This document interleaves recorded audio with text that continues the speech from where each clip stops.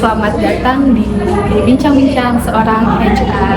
Di sini tentunya saya tidak sendiri ya, tentunya kita kedatangan narasumber yang sangat luar biasa ini Ibu Enda. Terima kasih. Kita dada dulu Enda. Nah di sini akan mengajukan siapa ini? beberapa pertanyaan mungkin Ibu kalau misalnya berkenan boleh menjawab secara spontan saja.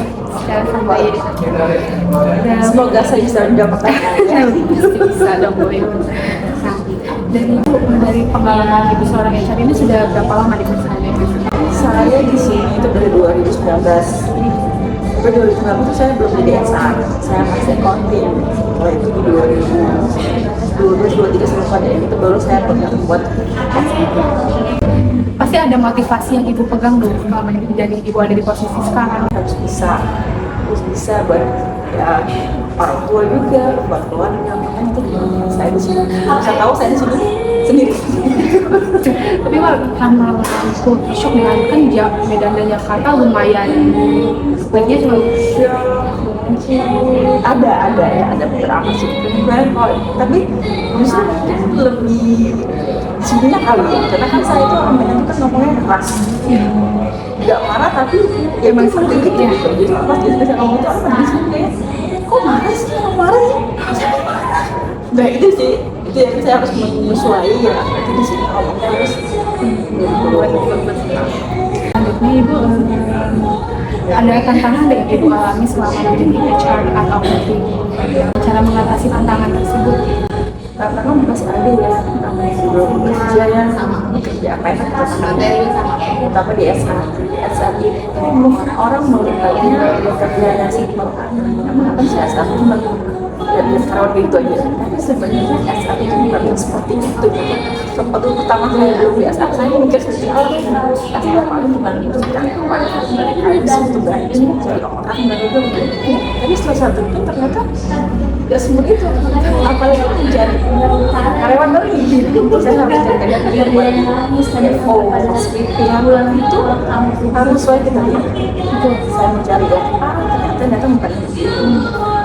Ternyata tuh lebih mengurus tenaga, sama kayak asal tuh kayak ibu di rumah ya. Kalau ibu ngurus anak, kalau itu di sini asal ngurus anak karyawan di sini. Mungkin kalau di rumah tangga berarti satu, dua, itu banyak karyawan tuh banyak. Jadi kita harus tahu satu karyawan mau seperti ini. Jadi tidak saja dia harus memberi yang di sini. Karena dia harus bisa apa ya? Jadi banyak ya. Kalau dokter ya, kalau ada masalah seputar kerjaan ya. Saya kalau sudah menangis, kalau saya masalah di luar saya nggak tahu. Yang penting selama masa kita tidak mau ada pekerjaan ya masalah. Tapi kalau cuma soal kerjaan, saya silakan. Jadi sedikit-dikit Ibu Endang, sedikit-dikit Ibu Endang juga itu tugasnya SA. Iya, saya pikirnya cara kasih gitu pas untuk menjadi bisa ternyata jadi itu gitu. Apalagi mencari karyawan itu yang kita cari dia sesuai kriteria itu yang susah kita cari. Karena yang kita suka ternyata cocok, ada di gaji lah, ini lah itu. Nanti saya suka ternyata bentuknya nggak bagus ya, macam-macam deh. Jadi tantangannya sih itu sih susah mencari karyawan yang kita, kemudian kita susah juga untuk mengatur begitu banyak karyawan juga. Ada beda ya. Jadi setelah saya ini SA ternyata itu yang susah. Kalau saya pikir SA ngapain sih? Sudah ternyata SA dunia. Jadi itu sih. Solusinya Ibu jadi kayak udah jalanin aja gitu. Iya, saya pikir itu dia jalanin aja tapi ini juga pengalaman baru saya. Pengalaman baru saya di SA juga saya belum pernah. Jadi saya pikir nggak boleh, ini pelajaran buat saya juga. Saya mau terus untuk bergerak walaupun bermacam ya tapi hal kadang tapi itu lagi jalan aja ternyata juga kan nggak menyenangkan gitu. sangat menyenangkan. Oke baik, kata yang selanjutnya kan tanggapan Ibu mungkin di dunia kerja ini banyak sekali skill mismatch gitu kan dari latar belakang pendidikannya, terus di dunia kerja juga berbeda gitu. Terus dari kasus ini tuh meningkatnya turnover dalam perusahaan gitu. Tanggapan ibu seperti apa? Kalau di untungnya ya suasananya tuh faktornya tidak terlalu penting. Jadi memang di sini karena kalau kita itu pada banyak yang lama-lama semua. Seperti saya 2019 beberapa juga yang masih di orang-orang training gitu. Jadi itu anak yang bisa dibilang kan 2 tahun, 3 tahun belum resign mereka bekerja. Nah kalau itu memang di sini banyak yang kuliahnya apa, lalu dia kerja di sini banyak apa. Itu di sini juga banyak. Ada yang mungkin kuliahnya mungkin banyak. Sebenarnya ada saya IT, karena saya harus temunya marketing sama SA. Itu kan memang nggak sesuai kan. Tapi baik lagi yang namanya kuliah, mungkin kita nggak bisa menginginkan pekerjaan yang sesuai dengan tempat kuliah kita.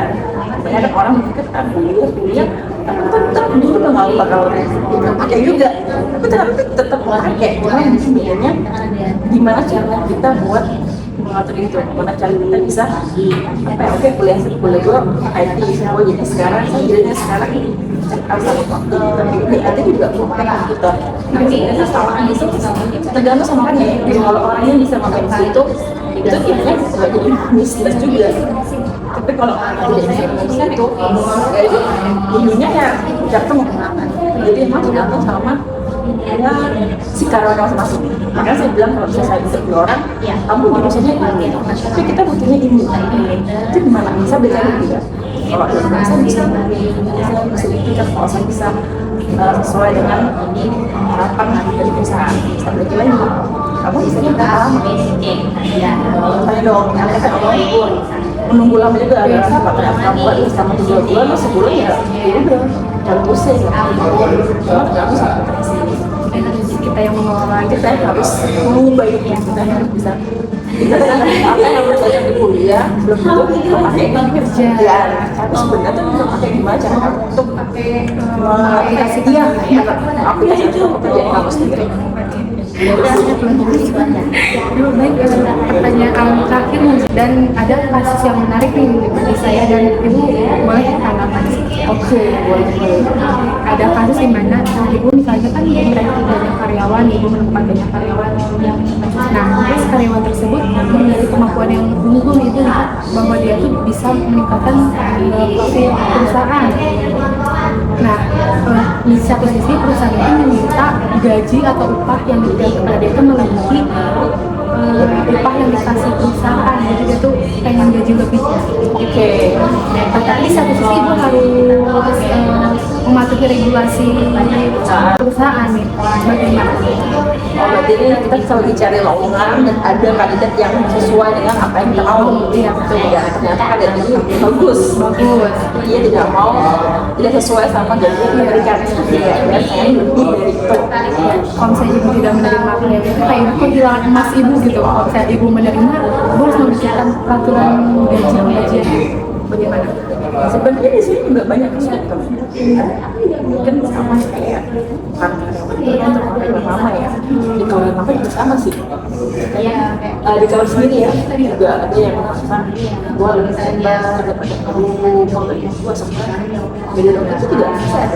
Tapi kalau yang kayak baru ya, saya sih oke dia punya pengalaman, dia benar-benar bagus sesuai sama dengan kita. Kalau dia tidak bisa menerima yang kita menawarkan, saya jadi karena masa belum tahu jadi seperti apa, kita cuma baca CV-nya, tapi CV-nya bagus, kita kan apa yang gitu, kan ada salah satu pendidikan yang kamu sesuai sama apa yang kamu harapkan. Jadi kalau kamu mau, kita bisa kasih CV dulu. Kita sampai bulan. Kalau tidak kamu mencapai target, kamu akan mendapatkan apa yang sesuai. Tapi kalau tidak, kita semua orang yang banyak. Ternyata dirinya CV-nya bagus, tapi performa tidak cocok di kita. Jadi makanya kalau saya sih ada pengalaman seperti itu. Misalnya dia mau itu saya akan balik lagi. Saya bisa kita dari perusahaan. Budget kita kan contoh budgetnya ya, kalau budgetnya sekian buat departemen ini pun budgetnya sekian. Jadi walaupun dia minta itu budget, saya harus tahu dong kamu bisa kasih apa ke perusahaan. ada yang sama ini bisa dibilang soal penting ya, kita bisa kasih lihat lagi mata secara spesifik. Oke, tapi dari kita ini nanti iya, oke, soal tapi selalu masa probation ini kamu belum ada bisa membuktikan gaji kamu sesuai dengan diri kita. Bukti nyata. Iya, benar. Jadi kita karena buat apa kita mau gaji dari aja sesuai sama karena untuk yang tadi kan kayak awalnya kita CV sama kita orang pertama kali saya itu dia kalau di luar saja anak saya ada belum cara dia berbicara seperti apa, kalau dia saya bicara dia tentang saya atau tidak gitu, hanya dia mungkin lebih ke aja ke dia, tapi kalau untuk performa saya kan nggak tahu, tahunya setelah dia bekerja. Makanya kalau ada persoalan seperti itu seperti ini, kalau emang kamu terus masalah dari mereka, kita kan bisa apa yang apa, karena kan mau untuk usaha, tapi di waktu itu 3 bulan dulu probation dan tinggal sesuai sama yang kami kasih dulu sesuai dengan kami, pada kamu bisa achieve target yang kamu berikan, karena kan masih aja kenapa kamu itu juga sama parahnya. Jadi mungkin cuma segitu pengen dari saya. Terima kasih atas jawabannya yang sangat luar biasa. Mungkin Ibu mau satu kata untuk teman-teman di Poltek kita ya, buat teman-temannya Ella sukses kuliahnya ya, semoga cepat tamat. Terima kasih.